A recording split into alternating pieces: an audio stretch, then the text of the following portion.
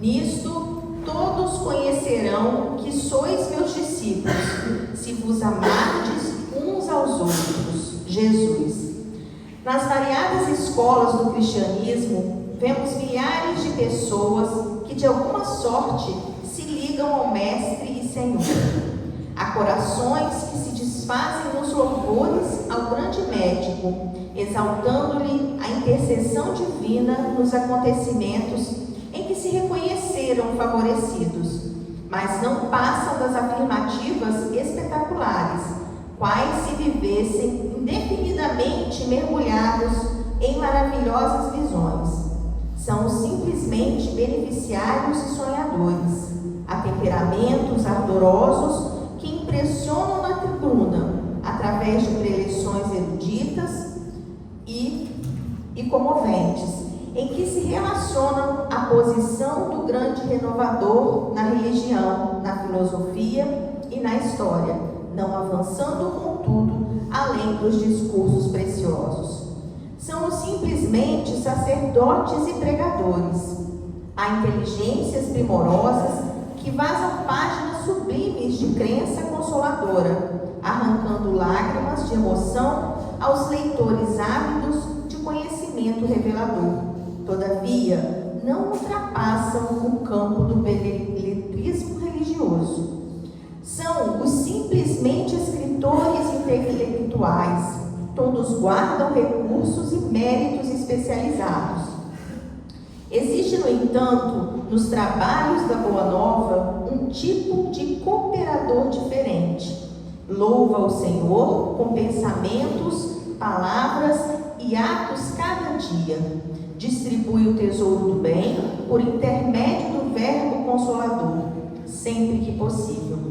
Escreve conceitos edificantes em torno do Evangelho, toda vez que as circunstâncias lhes permitem.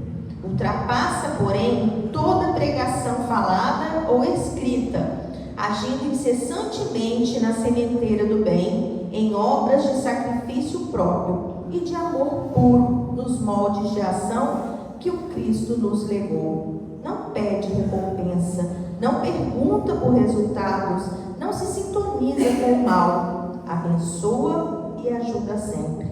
Semelhante companheiro é conhecido por verdadeiro discípulo do Senhor, por muito amar. Nós vamos aproveitar então a energia da leitura, a energia que emana da casa nesse instante, para que possamos, assim, Senhor, agradecer-lhe, Jesus, a presença nesta casa de luz e rogar-lhe a tua proteção, as tuas bênçãos para todos agora nesse instante. Que tu possas envolver o nosso amigo Carlos Alberto e intuí-lo na fala dessa noite, para que possamos nos enriquecer cada vez mais sobre o Evangelho de Jesus. Que assim seja, Senhor.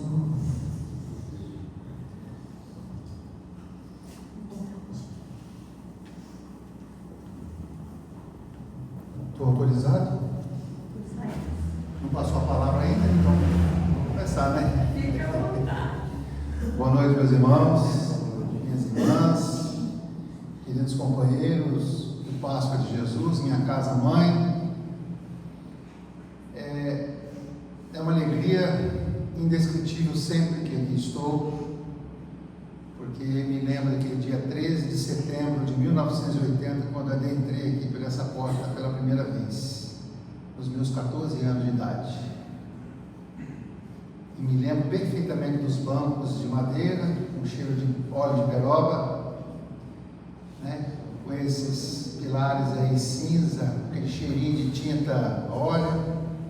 Essas coisas também da memória olfativa, né? Que a gente guarda, além do cenário com a foto de Kardec aqui atrás, uma foto não, um quadro.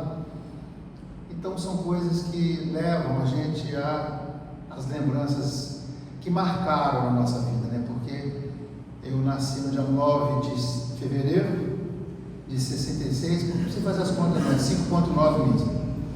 Já o ano que vem estou entrando no clube, né? Da carteirinha, né? Graças a Deus. E 13 de setembro de 80, o outro nascimento, que foi o nascimento espiritual, né? Quando aqui encontrei o sentido de viver plenamente. Trouxemos para essa noite, meus irmãos, agradecendo ao convite da Cecília, da Maninha, para retornarmos aqui, o tema Missão dos Espíritas. Fiz agora um circuito de palestras lá em Afonso Cláudio, Ibatiba, Brejetuba e Mirim, Minas Gerais, e apresentei a cada casa 3 temas, 3 opções, sem que elas se comunicassem entre si, e as 4 escolheram o mesmo tema, Missão dos Espíritas. Por que será, né?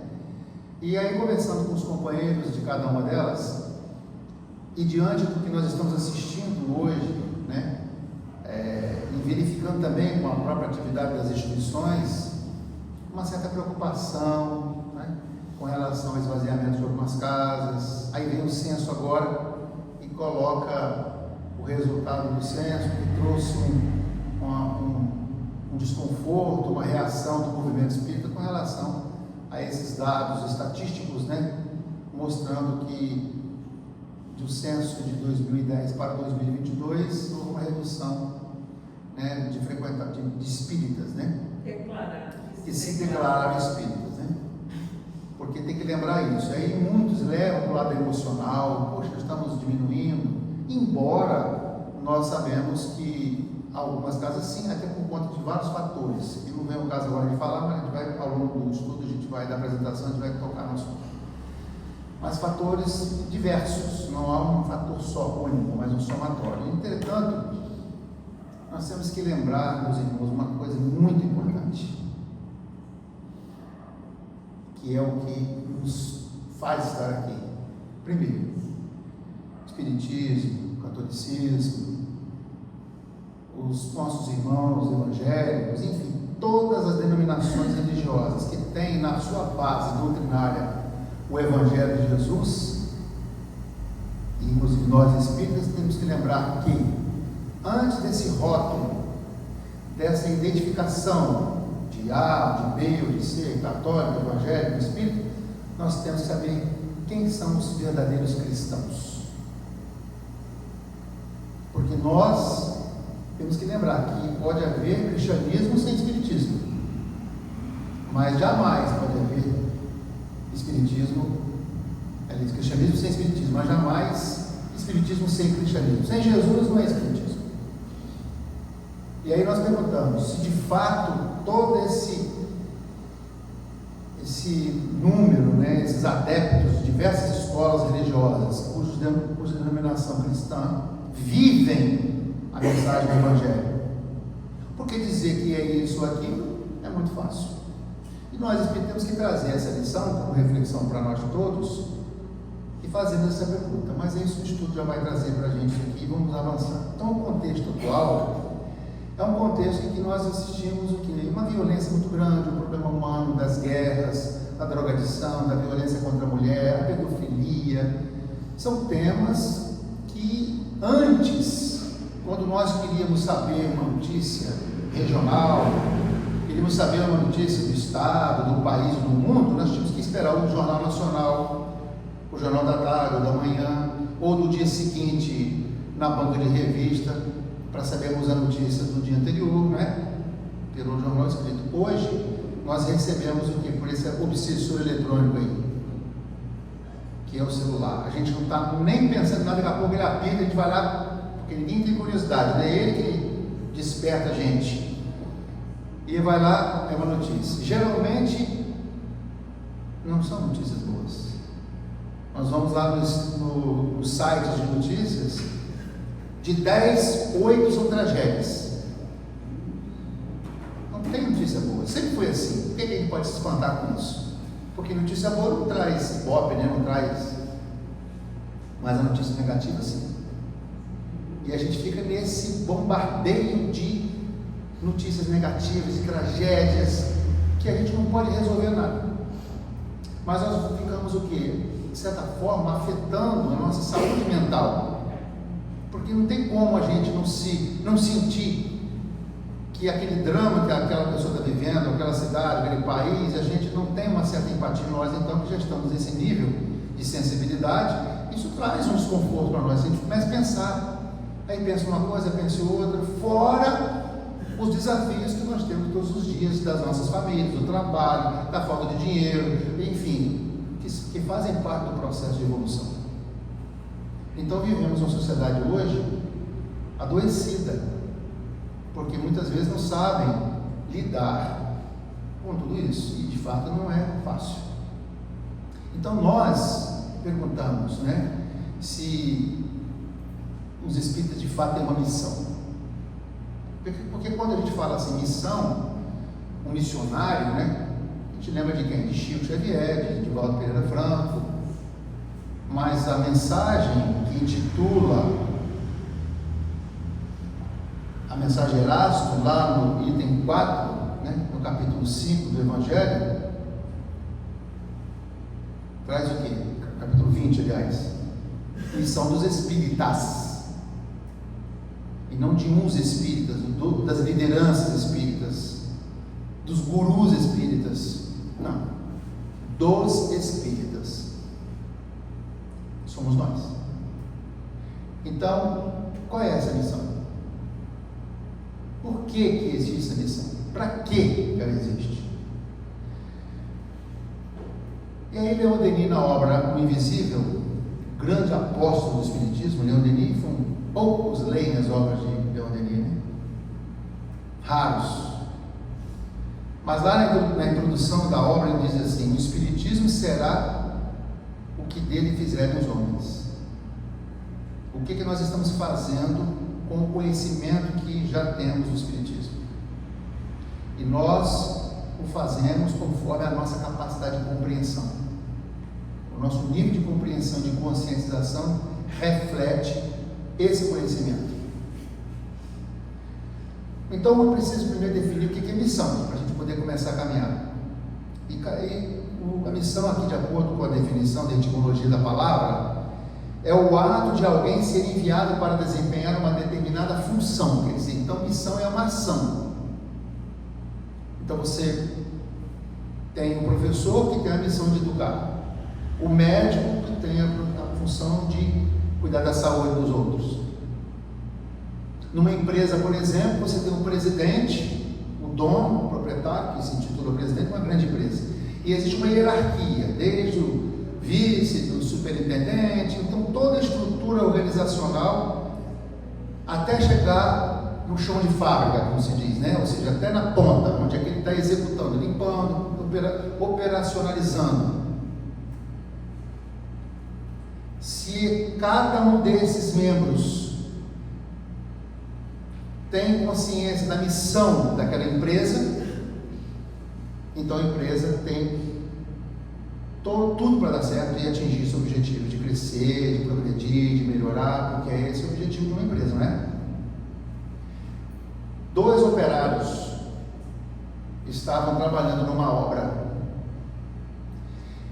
e uma pessoa passou por e eles estavam distantes entre si. E aí a pessoa perguntou: você está fazendo o quê? Eu estou levantando paredes. Me contrataram que eu estou levantando paredes. Saiu, foi adiante.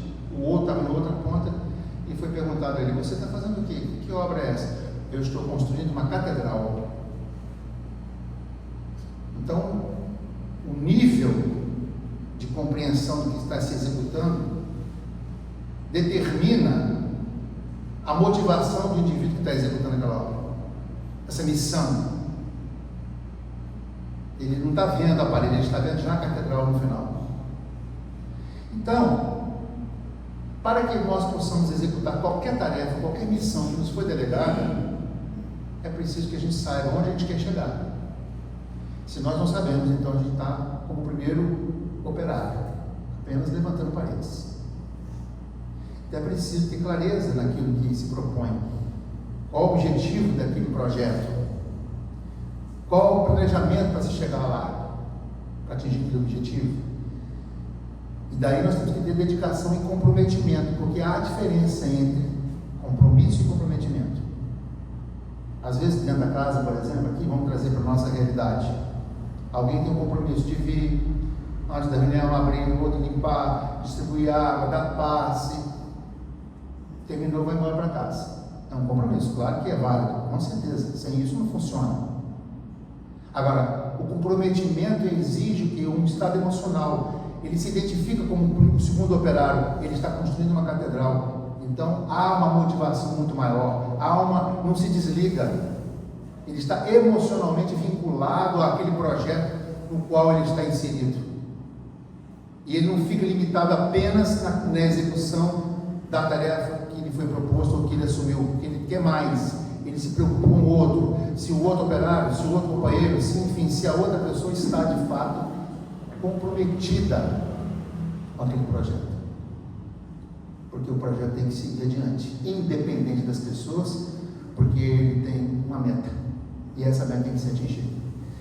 Então exige de cada um foco e concentração, porque senão a gente fica distraído com as preocupações do dia a dia e acaba desviando do objetivo principal. Desvia a concentração, né? Tem que haver flexibilidade, porque se você não tiver flexibilidade, uma doença, uma dificuldade qualquer, uma coisa que impeça, tem que haver, porque o projeto tem que estar acima das pessoas, ou seja, a meta a ser alcançada tem que estar acima. Quando o Espírito de Verdade, Kardec perguntou se ele não desse conta do trabalho, da missão que lhe foi outorgada, o que os Espíritos disseram? Se você não der conta, outro te substituirá. Kardec. Porque o projeto não é de Kardec. O projeto não é de Cecília, de Maninha, de Adriana. O projeto é do Cristo. Que não está fazendo um paralelo de lá e cá. Então tem que haver flexibilidade e adaptação diante das circunstâncias. Por quê? Porque há um objetivo, há um planejamento. E nas coisas de Deus, tudo é perfeito, tudo funciona. Claro que respeitando o livre-arbítrio de cada um. Mas, quando o livre-arbítrio compromete o trabalho, outro substitui, porque a coisa tem que andar, é a lei do progresso.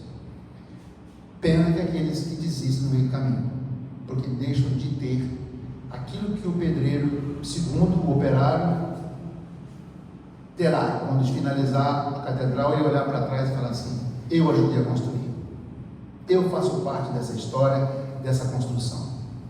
Porque ele não estava apenas com um compromisso de levantar paredes, ele tinha um comprometimento de construir um projeto que ele abraçou também emocionalmente.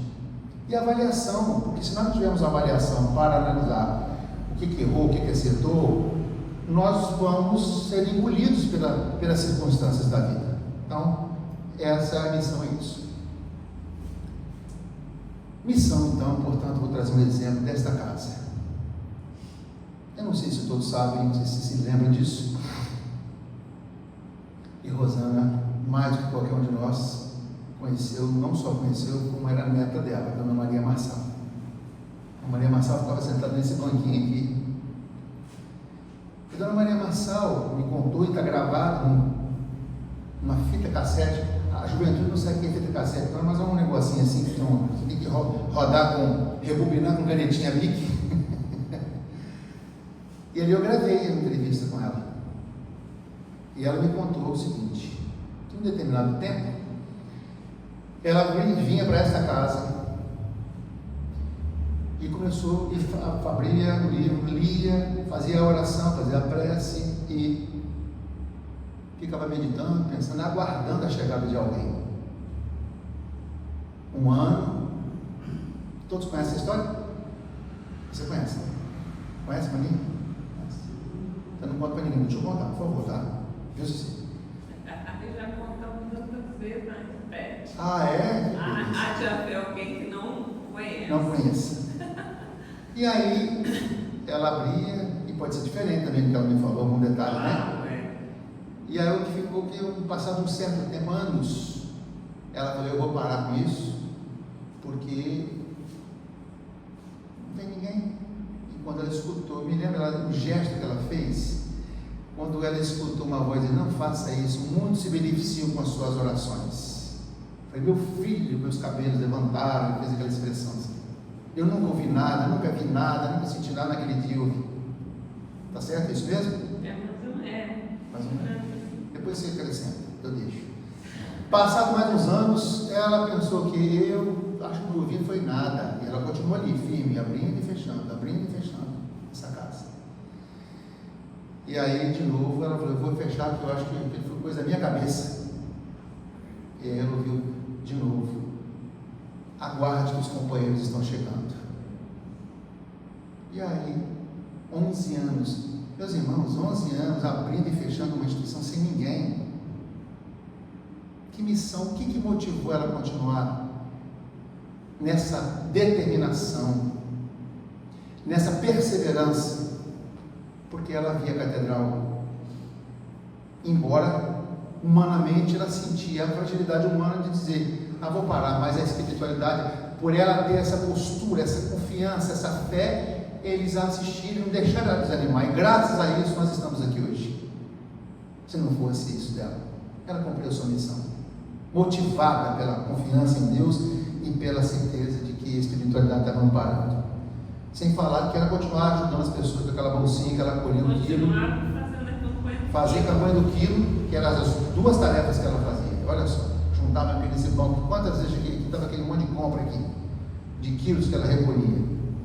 Não existia assistência social, né? A pobreza era grande, e ela então fazia a sua parte. Bendita Dona Maria Marçal. Conta esse caso lá, emocionou muita gente isso. Então, nós estamos cumprindo a missão de uma doutrina, mas como nós vemos essa doutrina? O Espiritismo é o que, afinal de contas? O Espiritismo, ao longo dos séculos, das décadas, desde quando surgiu aqui no Brasil, teve a característica de ser uma doutrina, um aspecto muito forte no campo da religião. E várias fases tivemos aí, por exemplo, da assistência social. E essa casa tem uma grande obra nessa cidade, que é o Hospital Apóstolo Pedro. O Espírito Maria, Passo de Jesus, inspirou, indicou, falou, através da médium, para o seu Portinho, que eu conheci, convivi com ele um certo tempo, até ele desencarnar, na minha juventude, para construir o hospital. Eram pouquíssimas pessoas. O município de Mimoso tinha 50 mil habitantes, porque a zona rural era bem populosa, porque o Brasil era rural, né? E aí eles, como que eles iam fazer isso sem tanta pouca gente, tão poucas pessoas, né? E eles deram força: não, vamos continuar que a gente vai estar junto com vocês. E ergueram o hospital. E assim como Mimoso, várias cidades do Brasil inteiro têm, cada uma delas, onde tinha um centro espírita, uma obra nesse sentido. Um hospital, uma creche, um asilo, uma escola. Por quê? Porque era uma forma de ajudar, a caridade, a ação, a benevolência. Então ficou e o aspecto religioso ficou muito forte nisso aí. Mas o Espiritismo, definido por Kardec, não é só religião. Mas vamos falar, qual é? Vamos lá, Kardec diz assim: o Espiritismo é a ciência nova que vem revelar aos homens, por meio de provas irrecusáveis, a existência e a natureza do mundo espiritual, bem como suas relações com o mundo corpóreo. Aí, isso no Evangelho, capítulo 1, item 5. Né? Revelar, quer dizer, ciência nova que vem revelar, quer dizer, ela tem a característica, o aspecto de revelação, tirar o véu, porque os espíritos, porque os espíritos vieram com o objetivo divino, autorizado por Deus, para quê? Para trazer aos homens a contribuição de uma nova era, a era do Espírito. Então ele diz aqui no livro, que é o Espiritismo, no preâmbulo, fala: o Espiritismo é ao mesmo tempo uma ciência de observação. Por favor, preste atenção no que eu estou falando agora. É uma ciência de observação, uma doutrina filosófica. Como ciência prática, ele consiste nas relações que se estabelecem entre nós e os espíritos. Como a filosofia compreende todas as consequências morais, a religião, que dimanam dessas mesmas relações, podemos defini-lo assim: o Espiritismo é uma ciência que trata da natureza, origem e destino dos espíritos, bem como de suas relações com o mundo corporal. Na Gênesis, capítulo 1, item 14, Kardec fala uma coisa muito interessante. Vamos voltar aqui. Não foram os fatos que vieram a posteriori confirmar a teoria que veio subsequente explicar e resumir os fatos.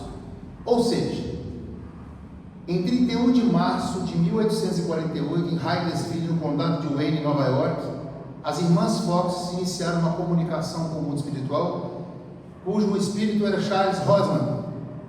E através dos raps, das pancadas, se estabeleceu ali uma comunicação, inaugurou um novo espiritualismo. E a partir dali, Arthur Conan Doyle, grande autor inglês, escreve em História do Espiritismo: houve uma invasão organizada.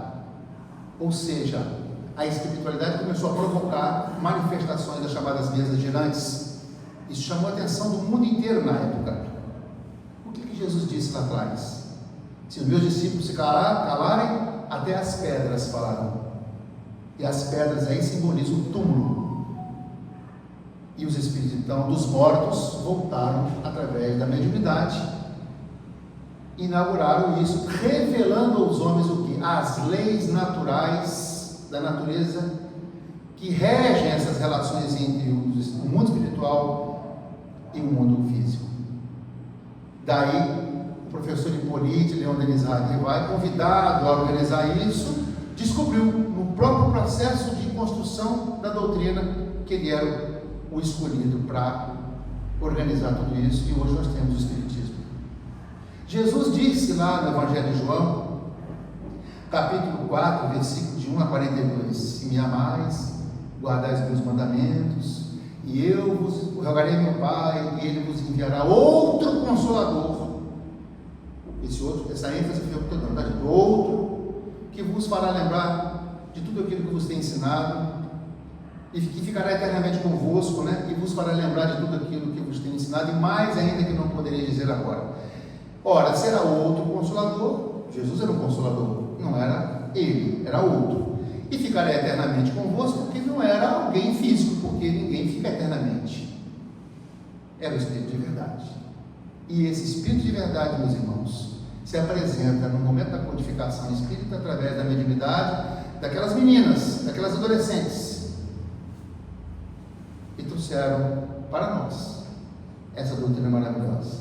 Está aí, portanto, desde 1857, com o lançamento do Livro dos Espíritos, o Consolador prometido por Jesus.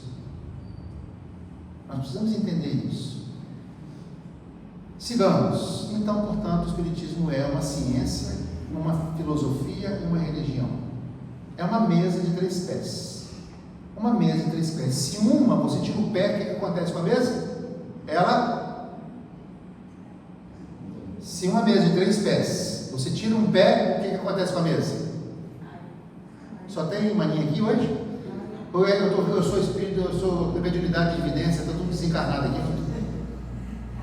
Cai.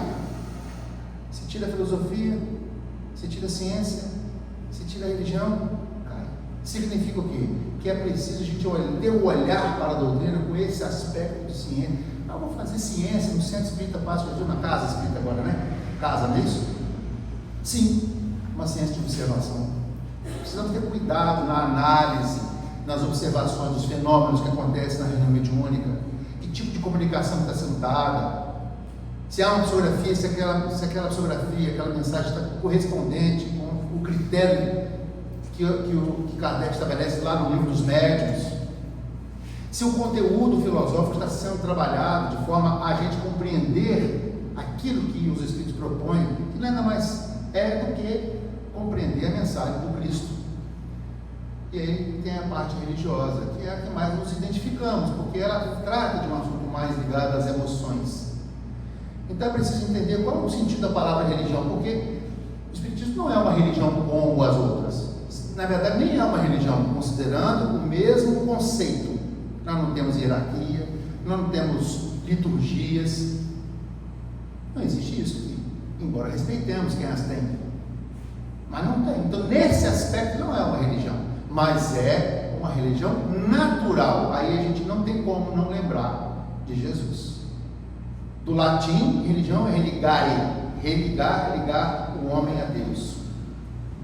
No poço de Jacó, lá na Samaria, quando a mulher samaritana, identificando Jesus, um profeta, falou: Senhor, tu és profeta, eu sou samaritana, então eu devo adorar a Deus aonde? Neste monte, onde os samaritanos só podiam adorar a Deus no monte, ou lá em Jerusalém, no templo, onde foi construído para isso. O que Jesus falou para essa mulher, meus irmãos, que a cristandade não compreendeu, não quis compreender? haverá um tempo, o tempo já chegou, que o homem não adorará a Deus nem neste monte e nem naquele tempo, mas em espírito e verdade. E aí, de outra passagem, Jesus fala: eu destruirei este templo e o reerguerei em 3 dias. E o evangelista conclui: ele falava do templo do seu corpo. Então, relacionando que o templo que ele se refere é o corpo, e que não é nem no monte, nem no templo de pedra, mas dentro de nós mesmos, aonde que devemos adorar a Deus? No nosso coração. Outra fala de Jesus: o reino de Deus não tem as aparências exteriores. Se não tem aparências exteriores, é aparência interior. Outra vez nos ensinando que é o estado de espírito dentro de cada um de nós, no coração, é que nós vamos adorar a Deus. E é esse aspecto que Jesus nos trouxe, nos aproximou, dizendo: o Pai, né? Como devemos adorar a Deus? Pai nosso, já não é mais Deus, é o Pai. Olha a aproximação que Jesus traz. Moisés revela as leis, coloca Deus como Deus dos exércitos. Jesus vem 1500 anos depois e traz a lei. Toda a lei e o profeta é resumida numa só: amar a Deus sobre todas as coisas e ao próximo como a ti mesmo. O amor sendo a síntese da sua mensagem. E o Espiritismo também, como Jesus não veio destruir a lei de Moisés, também não veio destruir a lei cristã. Muito pelo contrário, dar cumprimento, desenvolver. Então, essa fé que nós aprendemos com o Espiritismo sintetiza no conceito que Kardec coloca logo no frontispício do Evangelho segundo o Espiritismo: fé inabalável só é aquela que pode encarar a razão face a face em todas as épocas da humanidade. Fé inabalável, pergunta-se: essa é a fé que eu tenho? Se essa ciência de observação, com os conteúdos que tem, dessa análise que eu faço dos fenômenos espíritas e da visão da vida através do ponto de vista científico, na visão de uma ciência espírita, que tem se desenvolvido também em alguns campos, né? Da filosofia que nos ensina quem sou eu, de onde que eu vim, para onde que eu vou, respondendo as questões existenciais, nos apontando o caminho da evolução. E a gente entende o porquê das coisas, nos fala da reencarnação. Então, essa fé é capaz, inabalável como ela se define, de suportarmos as adversidades e darmos o testemunho de verdadeiros espíritos e verdadeiros cristãos, se ainda não fazemos, é um convite. Ora, Kardec pergunta o seguinte: precisamos de um exemplo, precisamos de alguma referência. Quem que pode definir, quem é que representa, qual é o modelo, qual é o guia, né, mais perfeito que Deus tem oferecido ao homem? E os Espíritos responderam da questão 625, vocês estão carecas de saber, desculpa, careca sou eu, né? Mas enfim, todos sabem, Jesus, Ele é o guia, Ele é o modelo. O guia é quem? O guia é aquele que nos conduz a algum lugar. Ele é o caminho, Ele é a verdade, Ele é a vida. E é um modelo exemplar. Aí alguém pode falar assim: mas Jesus é Jesus, quem sou eu? Mas Ele disse o quê? Vós sois o sal da terra, brilhe a vossa luz, o que eu faço, vós podereis fazer, e muito mais. Ele acreditava mais em nós do que nós mesmos. E isso é para te refletir o quanto nós estamos distantes, meus irmãos, daquela fé do tamanho de um grão de mostarda, que ainda de um grão de mostarda. Nós sabemos que as montanhas não são montanhas físicas, mas são as montanhas morais, as montanhas do egoísmo, do orgulho, da nossa vaidade, do nosso interesse imediatista. E nós podemos, através disso, transformarmos nesses deuses com letra minúscula, brilhando a nossa luz. É uma questão de escolha e de tomada de consciência. Então, se Jesus que deixou o Evangelho, que é uma moral, né, a moral cristã, ele representa esse código divino, o que o Espiritismo tem trazido de novidade?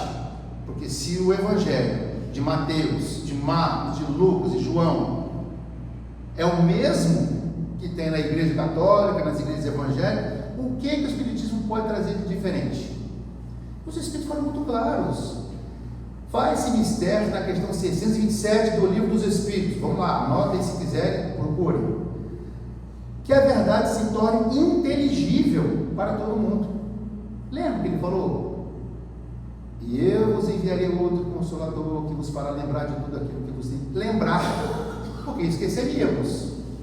Esqueceríamos por um processo histórico, cultural, de interesse, de poder, de cultura. Mas hoje, não. Hoje nós não estamos mais na fase infantil, né? Não estamos mais no jardim de infância. A humanidade já está no ensino médio para superior.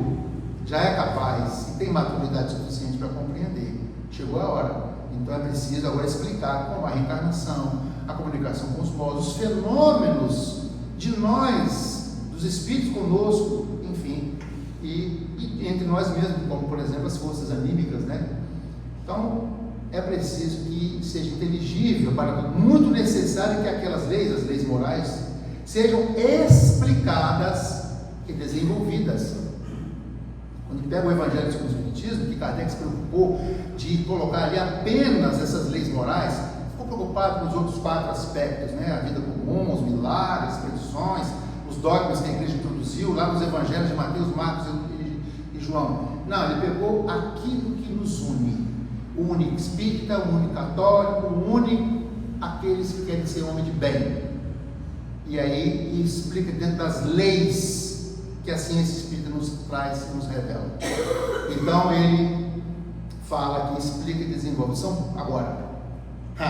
Tão poucos são os que a compreendem, e ainda menos os que as praticam, porque agora não tem mais justificativa. Agora eu não entendi o que ele quis dizer. Não, agora a fé é racional, a fé é lógica.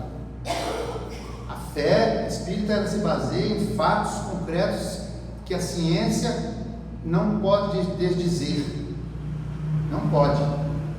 Aí o fenômeno da mediunidade de Chico Xavier, as cartas consoladoras, fora os outros fenômenos, né? Todos submetidos à análise crítica, dentro de uma metodologia científica de observação, e nada foi provado o contrário. Pode não acreditar, mas também não pode desconstruir uma coisa que é fato. Um médium que não teve contato com a pessoa, psicografar uma carta de um filho, e esse filho, através da psicografia, falar particularidades que somente aquela mãe, aquele pai sabe. Quer mais evidência do que isso? Não tem como. Provando a imortalidade da alma e a comunicabilidade dos espíritos. Então, agora, além desses fenômenos, dessas cartas consoladoras que vêm trazer consolo ao coração das pessoas, as informações que nos esclarecem. Não podemos dizer agora eu não sabia, não entendi. Claro que há uma certa dificuldade, mas tem que haver empenho. Você não tem como não entender o básico, pelo menos. Agora, o mais difícil não é essa compreensão, é a prática, que exige uma atitude moral. Perdoar, por exemplo, né? Ser fraterno, ser humilde. Enfim, o que ele diz aqui no final? Estamos incumbidos de preparar o reino do bem que Jesus ensinou. Então, os espíritos que revelaram a Kardec essa doutrina, trazendo as leis que regem a vida espiritual e a vida material, essa relação dos dois lados, né?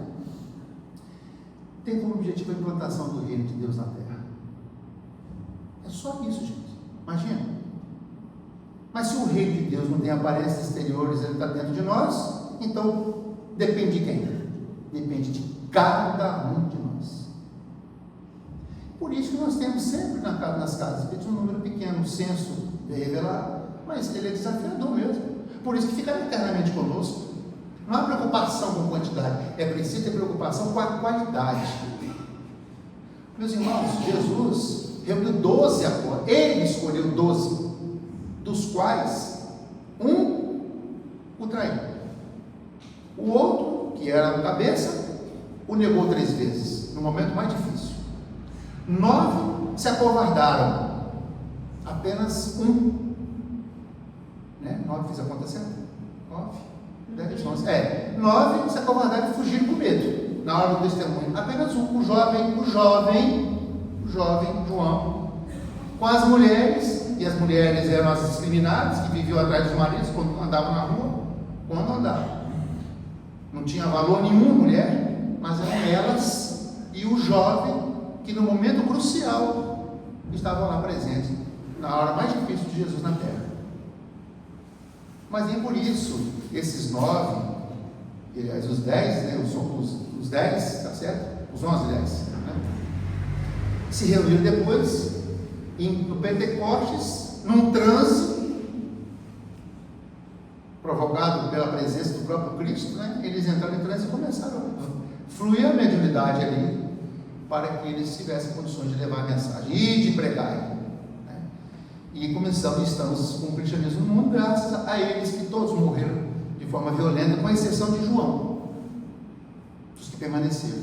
Então, se Jesus teve como seu primeiro colegiado de colaboradores esses espíritos humanos cheios de fragilidades, nós vamos querer privilégio para nós? Mas eles venceram, eles deram testemunho, eles foram crucificados, eles foram flechados, eles foram decapitados, nós não precisamos disso mais hoje. Os primeiros cristãos dos primeiros séculos foram para as arenas romanas, sendo engolidos pelas feras, queimados vivos. Hoje não temos mais as arenas romanas para isso, para dar o testemunho. As arenas estão aí, ó, nas redes sociais, na sociedade, onde nós somos levados, né, a dar o nosso testemunho. Começando por onde? Pela nossa família.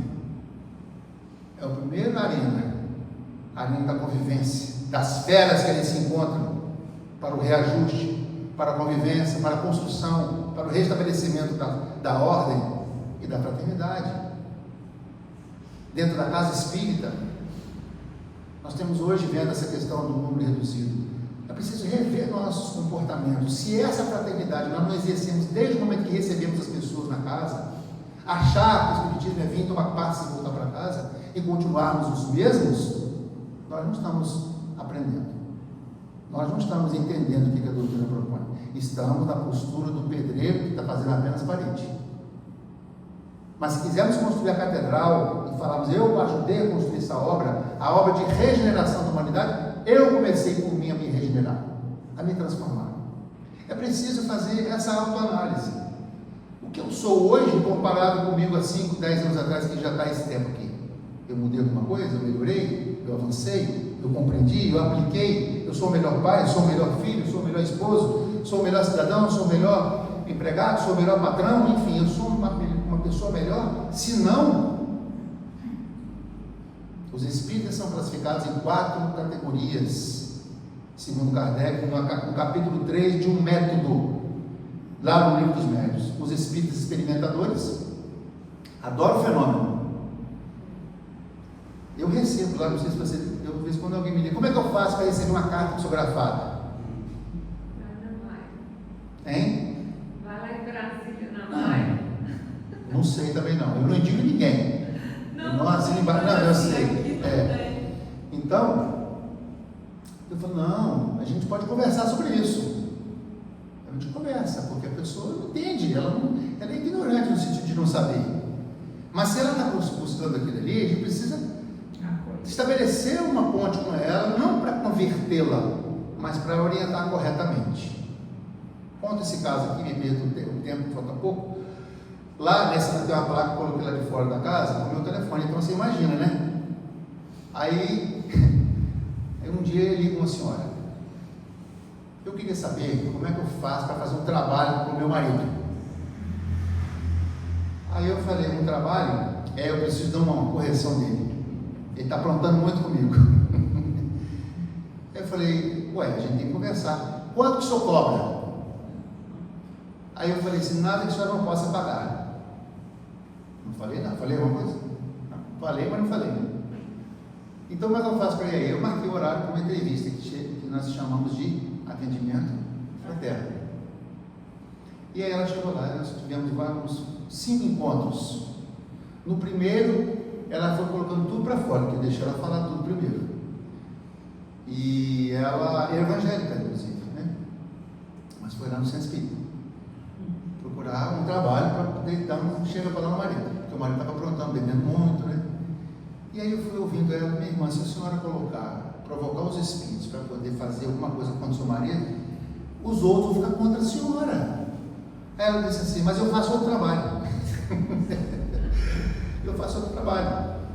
E aí eu fui explicando, até que no final eu falei, olha só, se esse trabalho que a senhora quer pagar desse certo, nenhum deles ficaria, não era pobre, era todo mundo rico, e ninguém tinha problema. Aí eu falei, é verdade. Bom, acho que alguma coisa eu atingi o objetivo, ela pensou, me refletiu, porque pelo menos eu evitei que ela jogasse o dinheiro dela fora. E o marido dela estava doente. estava usando a bebida como fuga para não enfrentar uma realidade de uma doença que estava instalada nele. E ela não estava compreendendo isso. Nós podemos, de uma forma ou de outra, sem discriminar, sem julgar, acolher as pessoas. E nem ter interesse de converter ninguém, porque nunca mais ela voltou na instituição. Mas eu tenho certeza que ela levou algo para refletir. Eu acho que o Espiritismo é isso. Então, mas existem aqueles que só vêm em busca da mensagem, do passe e tal, experimentadores. Existem espíritos imperfeitos. Eles leem a mensagem, acham lindo, nossa, aquela palestra de Haroldo Dutra, palestra de Rossano Clinge, palestra de sei de quem, nossa, como que foi maravilhoso, linda, achei linda aquela mensagem. E ponto final, ela continua a mesma pessoa, em nada altera os seus hábitos, está Kardec dizendo isso, não sou eu, e não se privariam de um só gozo que fosse, continuam com os mesmos hábitos, com o mesmo jeito de ser, com a mesma forma de viver, com os mesmos valores, acomodado naquela situação, nada a incomoda, está tudo ótimo, tudo maravilhoso. Acomodar com seus vícios, com o seu modo de viver, pronto. O avarento continua a ser, o orgulhoso se conserva cheio de si, o invejoso, ansioso sempre hostis. Acha a caridade cristã apenas uma bela máxima. Vou pular o terceiro. O quarto é um perigo. São os espíritas exaltados. É aquele que aceita tudo, compartilha tudo, não analisa nada, não estuda nada, não investiga nada, não constrói nada.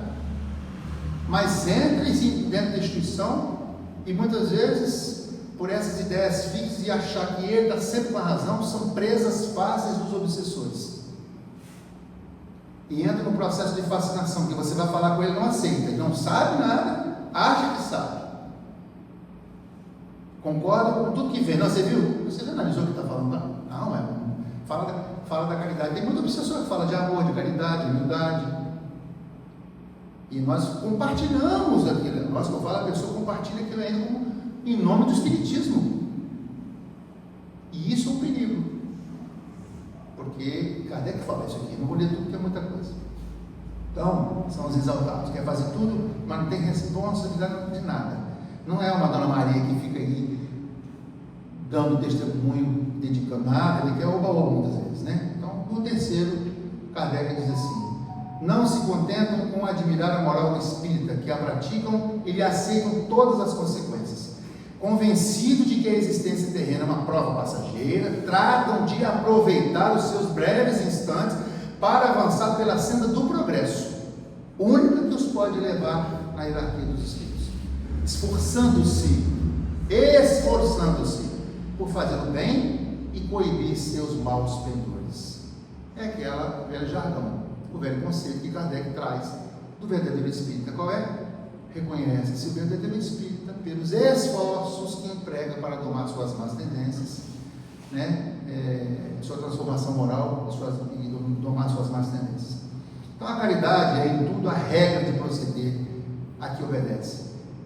São os espíritas verdadeiros, ou melhor, os espíritas cristãos. Então como é que você pode, aí você vê na internet, você sabe disso, agora tem um espiritismo progressista. Eu não conheço o espiritismo, eu não conheço o espiritismo. Não, conheço esse Sim, site. espera aí, eu digo, né? Nós estamos aqui entrando nesse detalhe, apenas mostrar para vocês que isso é um cisma, isso é uma divisão, porque coloca dentro do movimento espírita coisas que não tem absolutamente nada a ver com o espiritismo, não tem compromisso com a verdade. Colocam dentro as palavras espíritas, se colocam uma ideologia política, ideologia que for, para poder, por vaidade muitas vezes, impor as suas ideias. Então é preciso que ter o aspecto científico e filosófico para a gente pensar, meus irmãos, porque pensar dá trabalho. Pensar custa neurônio, é suor, é dedicação. Conhecereis a verdade vos libertará. Se nós não conhecemos a verdade, nós ficamos sujeitos à escravidão, da ignorância, da estupidez, do achismo e das pessoas que acham, por serem intelectuais muitas vezes, com PhDs, né? Acham os donos da verdade. Muita gente vai nessa vibe. O Espiritismo não é nada disso, gente. O Espiritismo é Jesus. Lá em Ibatima, um rapaz no final me perguntou: o que devo fazer e tal? Meu filho tem que ter coragem de amar. É isso que está faltando entre nós muitas vezes. nós espíritas. Coragem de amar.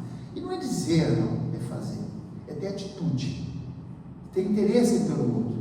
Essa é a missão dos espíritas. Essa é a missão do verdadeiro espírita cristão. A mensagem do Cristo tem que estar viva na palavra, no olhar, no gesto, na atitude, no acolhimento, na atenção com o outro. A pessoa vem à casa espírita, frequenta, daqui a pouco ela some. Ninguém sente falta dela. Não estou falando que é aqui não, estou falando de um modo geral.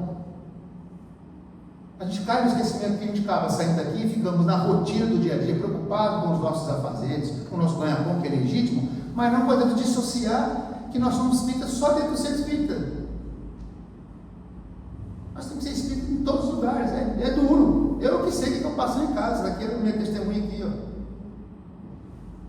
Epa, não, está falando demais, baixa mais a bola, fala mais baixo. Eu adoro, na hora de não gosta não, né, Maninha? Duro, tem que ouvir. Esse discurso é muito duro, mas tem que ouvir. Porque quando você faz as coisas com esforço sincero, você ganha credibilidade, porque todo mundo vê que você está caminhando nesse sentido. Não significa que você não vai cair, não, nós vamos cair, nós vamos falhar, mas levanta e anda. Porque esse é um processo educativo, e todo processo educativo é mudança de atitude, é mudança de hábito, é mudança de conceito, é mudança de valores. E esbarramos no maior inimigo nosso, que está dentro de nós mesmos, o orgulho e o egoísmo. Isso é milenar, está cristalizado na nossa alma. Então essa transformação é desafiadora mesmo. Mas se nós queremos isso, e temos a consciência da necessidade, nós temos que nos esforçarmos. Estava conversando com o Eugênio na viagem. O Eugênio, já estou considerando, né? Mas ele, eu falo que ele é candidato. Mas enfim, brincadeira, que eu gosto muito dele, sabe disso. Que a gente precisa ter, não aquela atitude de falar assim, aí eu falo com a pessoa. O filho, por exemplo, né? O filho às vezes está na fase que não dá muita atenção para a gente mesmo não, né? Às vezes não dá boa noite, alguém fala, vem cá, volta aqui. Cadê meu beijo? Cadê boa noite? Vem falar comigo. Sim. Porque a disciplina antecede a espontaneidade. Se nós ficarmos indiferentes à indiferença do outro, a gente só vai distanciando, gente. E o orgulho é que atrapalha, porque eu já falei com ele, fala até o fim, vai, continua insistindo, porque para não acontecer o que aconteceu comigo, não por mim. E hoje eu entendo que meu pai é um homem criado na roça, não tinha essa afetividade, e eu fui dar um beijo na testa dele quando ele estava em cima da pedra no hospital para ir para o caixão. E eu disse para ele, puxa vida, a vida toda que eu queria te dar esse beijo, e somente agora eu pude fazer, mas não deixei de fazer. Mas como eu gostaria de ter feito isso tantas vezes, mas respeitava o jeito dele ser. Então abracemos mais, tenhamos a coragem de amar, não ter vergonha de amar, né? Bom, o tempo aqui não anda mais depressa que o lado de nenhuma, né? Aí na mensagem de Erasto sobre a missão dos espíritas, né? O Kardec então questiona ao espírito Erasto o seguinte: se entre os chamados para o espiritismo muitos se transviaram, quais os sinais pelos quais reconheceremos os que se acham no bom caminho? Então, uns saíram, não voltaram mais, ou então continuam. Como é que a gente pode saber quem de fato tem alguma senha, tem algum sinal que possa nos identificar? Então o Espírito responde: reconhecê-los pelos princípios da verdadeira caridade, que eles ensinarão e praticarão. Nós reconhecê-los pelo número de aflitos a que levem consolo. Quantas visitas nós fazemos aos doentes? Quantas visitas, quantos consolos, quantas pessoas? Meus irmãos, mas eu não sei, eu estou tão preso à minha rotina do dia a dia que eu nem sei. Vamos lembrar daquela passagem do bom samaritano. Quando o doutor da lei pergunta a Jesus: o que eu devo fazer para ter a vida eterna? Jesus traz a passagem do bom samaritano. Vocês todos lembram qual é a passagem, não lembram? Todos lembram? Quem é que não lembra da passagem do bom samaritano? Pode falar. Todos lembram. Que beleza. Então aquele homem caído na estrada era um homem caído na estrada. Não era preto, não era branco, não era rico, não era pobre, não era esquerdo, não era direito, não era homem, não era hétero. Era um homem irmãos, gênero humano, alguém caiu na estrada em sofrimento, porque foi assaltado. Passa o sacerdote. Quem é o sacerdote? É o presidente da casa espírita, é o padre, é o pastor, é o líder religioso. Simboliza aqueles que detêm o poder da religião, o conhecimento religioso. Naquele tempo era a Torá. O levita, o cuidador do templo, também conhecedor das verdades, também passou de lado. Mas o samaritano, que Jesus pegou como exemplo, aquele que era discriminado, aquele que era enxotado, aquele que era odiado pelos judeus, Jesus o toma como exemplo, e ele desce da cavalgadura, o que é simbólico, porque a cavalgadura representa o que? Acomodação, uma posição artificial, acomodada, orgulhosa, e despertado pela dor daquele que estava na estrada, ele desce para cuidar daquele homem caído na estrada. Então Jesus pergunta: qual dos três foi o próximo? Ele foi este último, não falou nem o nome do samaritano, que usou de misericórdia. Então faze isso e terás. Quer dizer, nós temos que entender que esse homem caído na estrada machucado representa qualquer pessoa, até dentro da nossa casa. Não é o pobre na favela, aquele que está na miséria total, não. Às vezes é alguém que moralmente está aguardando, sem pedir socorro, está aguardando a nossa atenção, nosso interesse por aquela pessoa que está ali sofrendo, que a gente passa achando que está tudo bem. É o filho que está lá no quarto, vendo na internet muita coisa que não presta, e que muitas vezes nós passamos despercebido, que estamos tão ocupados com as nossas preocupações diárias, e daqui a pouco nós sabemos a notícia por aí de um jovem que se mata, por exemplo. Os pais não perceberam, ou estão usando droga, não sabem por quê, porque ele é um homem caído em estrada, que nós negligenciamos muitas vezes, porque estamos muito ocupados com as coisas, com os nossos interesses como sacerdote e como levita. Pois é, meus irmãos, o Espiritismo bem compreendido e sobretudo bem sentido leva aos resultados acima que eu não falei, que é o homem de bem. Pega lá capítulo 17, item 3, ser um homem de bem. É essa a missão nossa, que eu trouxe como exemplo o bom samaritano, que não olha para quem quer, não importa quem é aquela pessoa, é qualquer um de nós, porque pode ser também que um dia nós estejamos à beira do caminho do sofrimento, aguardando a misericórdia de alguém para nos socorrer, e a gente não se dá conta disso, porque o nosso orgulho não nos coloca nessa condição. A gente sempre acha que vai estar sempre tudo bem, e a vida às vezes nos dá essas rasteiras de propósito, para nos colocar no devido lugar de alguém também imperfeito e sujeito aos sofrimentos e às dificuldades. Então, muitas vezes aqui na casa espírita a gente diz assim: mas antes disso dizia o seguinte, aí o que é o centro espírita? Posso dar mais 5 minutinhos nesse dia? Ela fez assim, mais ou menos, pode. O centro espírita não é apenas o local onde se estuda para saber. O centro espírita não é apenas o local onde se estuda para saber, mas o local onde se estuda para viver. E Bezerra de Menezes tem outra frase que diz: o centro espírita é um educandário sobre a alma, mas sobretudo é educandário da alma. Então, quando nós viemos para cá, é para justamente nós nos capacitarmos, trazermos o conteúdo da doutrina, compartilhando com os companheiros, aqueles que sabem mais, aqueles que têm uma outra visão, e vai nos enriquecendo para nos capacitar para quê? Para enfrentarmos os desafios da vida e aplicarmos aquilo que o Espírito de Verdade colocou: espíritos, amai-vos, este é o primeiro ensinamento, instruí-vos este segundo. Então, o amor sem instrução pode nos cegar e transformarmos em criaturas com uma fé fraca, fanática muitas vezes. Mas a instrução nos dá o conhecimento, e o conhecimento amadurecido nos dá a sabedoria, porque tem muita gente que conhece tudo, mas não tem sabedoria porque não introjetou, não transformou o conhecimento em algo amadurecido, refletido e pensado, e não se dispôs ao amor, que é o nosso propósito. Então, eu pergunto a nós todos: o que você tem feito para cumprir a sua missão como espírita?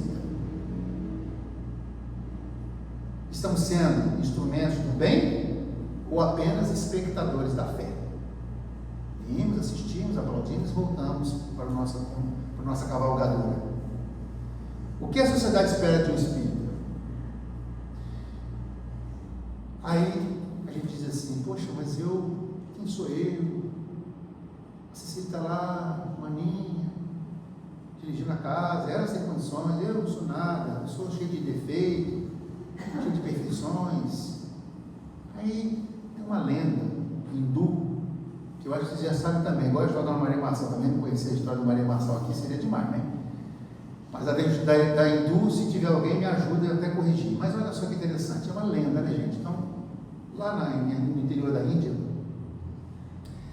um homem vendia água, muita dificuldade de água, então ele tinha um poço que ele pegava 2 jarros e colocava na ponta da vara, sobre as costas, enchia os potes e levava para a comunidade próxima à praça e vendia aquela água. Só que um dos potes tinha várias rachaduras. Era um pote mais velho, né? Tinha quase 60 anos, 61 anos, cheio de rachadurinha. Quando chegava lá na praça, só tinha metade da água. Isso foram anos. Até que chegou um momento que o jarro fala, falou para o dono assim: Senhor, eu estou vendo que há anos o senhor me usa para levar água, eu não consigo te entregar água o suficiente. E eu fico muito frustrado com isso. Está na hora, já passou da hora de me substituir, me deixar de lado, eu já não sirvo mais nada. Eu estou cheio de defeitos, cheio de rachaduras, cheio de imperfeições. Aí o dono falou: não, você vai ver que você me é útil. E quando voltar agora na próxima ida ao poço, eu vou te mostrar. E assim fez. Ao colocar o jarro nas pontas e o da direita, eu que escolhi o lado da direita, o lado direito, você observa o outro lado, e lá no lado esquerdo o caminho era árido, seco, não tinha nada, pedregulho. E do lado contrário, quando ele voltava do poço, havia ao longo do caminho um jardim florido. E falou para ele: está vendo?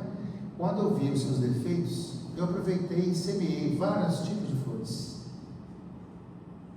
E através das suas rachaduras que vazavam, eu fui molhando. E hoje nós temos, ao longo desse caminho, esse jardim florido, graças aos defeitos seus.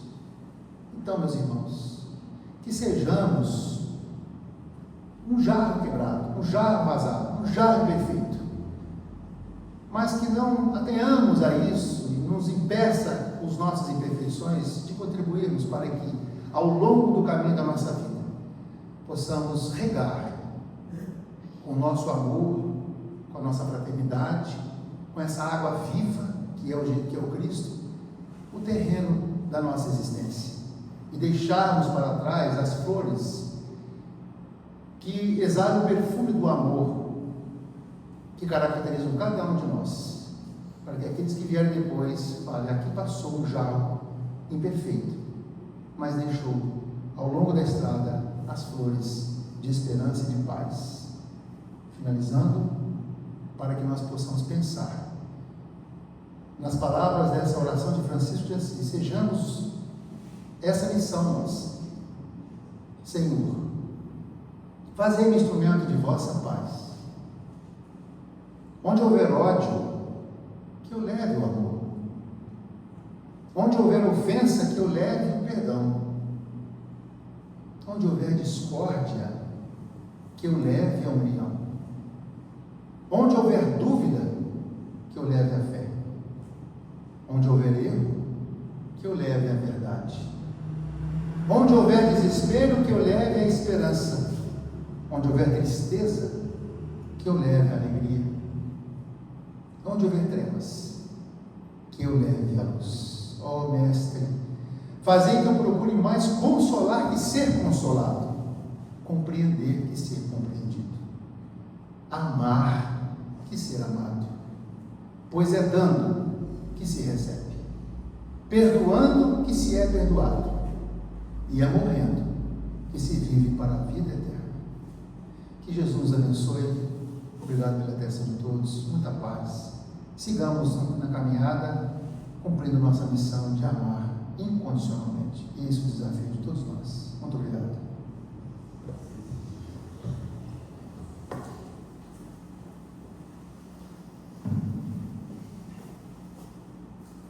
Nós vamos fazer então a nossa prece de encerramento. E nesse instante agradecemos imensamente a Ti, Jesus, a oportunidade que nos dá de estarmos nesta casa de luz nesta noite. Tu nos conheces, sabes o que aqui viemos buscar. Então, Senhor, que possamos levar para casa todas as bênçãos, toda a proteção que necessitamos. Que Tu possas também, através dos Teus Espíritos de luz, levar a todos os lares que agora necessitam da Tua presença, o consolo, o amparo e o amor, Jesus. Assim agradecemos imensamente a presença da espiritualidade amiga que conosco está desde o início dessa tarefa. E que Maria, essa mãe querida, possa nos envolver, nos abençoar e nos proteger. Que assim seja, Senhor. É sempre uma alegria receber esse irmão querido nessa casa, porque quando ele vem, ele conta tanta história boa.